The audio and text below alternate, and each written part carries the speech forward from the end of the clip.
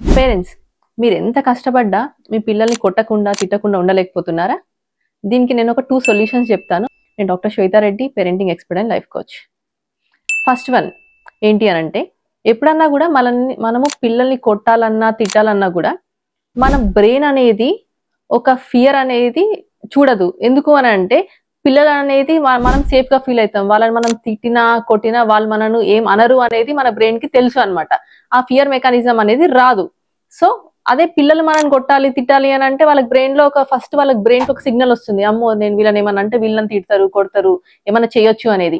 So మీరు కూడా మీ brain లో అలాంటి ఒక ఎఫెక్ట్ క్రియేట్ చేసుకోవాలి అని అంటే, ఇమాజిన్ మీ పిల్లల ప్లేస్ లో మీ ఆఫీస్ లో మీ బాస్ నో, లేకపోతే మీ మదర్ ఇల్లానో, లేకపోతే మీ హస్బెండ్ నో, ఎవరినో ఒకరిని ఆ ప్లేస్ లో ఊహించుకోండి. ఊహించుకుంటా అన్నప్పుడు మీకు బ్రెయిన్ లో తెలియకుండానే ఆ ఫియర్ మెకానిజం వచ్చేస్తుంది. అమ్మో, వీళ్ళని నేను ఏమన్నా అంటే నన్ను ఇంట్లో నుంచి బయటకు పంపిస్తారు, లేకపోతే నాతో ఫైట్ చేస్తారు అనేది. సో ఈ మెథడ్ ట్రై చేసి చూడండి, డెఫినెట్ గా ఇది హెల్ప్ అవుతుంది. సెకండ్ మెథడ్ ఏంటి అని అంటే, this is more of spiritual thing అండి. ఇప్పుడు మనకు పిల్లలు ఎలా వచ్చారు? So God has given us అనండి. So God has created all of అస్.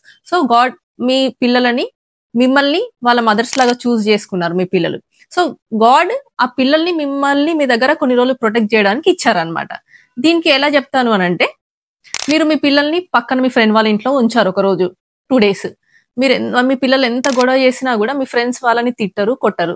ఎందుకు అని అంటే వాళ్ళకి భయం వేస్తుంది, నేను ఈ అమ్మాయిని ఏమన్నా అంటే నా ఫ్రెండ్ నాతో గొడవ పడుతుంది తిడుతుంది అని. సో ఇదే కాన్సెప్ట్ అండి.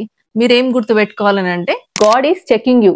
మీరు ఆ పిల్లల్ని ఎలా పెంచుతున్నారో, ఎలా చూస్తున్నారా, మంచిగా పెంచుతున్నారా, వాళ్ళకి కావాల్సినవి ఇస్తున్నారా, వాళ్ళతో గొడవ పడుతున్నారా, తిడుతున్నారా కొడుతున్నారా అనేది. సో ఈ మైండ్ సెట్ మీరు బ్రెయిన్ లో డెవలప్ చేసుకోండి. గాడ్ ఈజ్ ఆల్వేస్ చెకింగ్ మీ అని. నేను ఈ పిల్లల్ని ఎలా పెంచుతున్నానో, కొట్టకుండా తిట్టకుండా కైండ్ గా పెంచుతున్నా అనే కాన్సెప్ట్ మీ బ్రెయిన్ లోకి వచ్చింది అనుకోండి, because you are answerable to God. మీరు పిల్లల్ని కొట్టినా తిట్టినా కూడా God is seeing, God is watching you. Final గా you should be answerable to him అండి.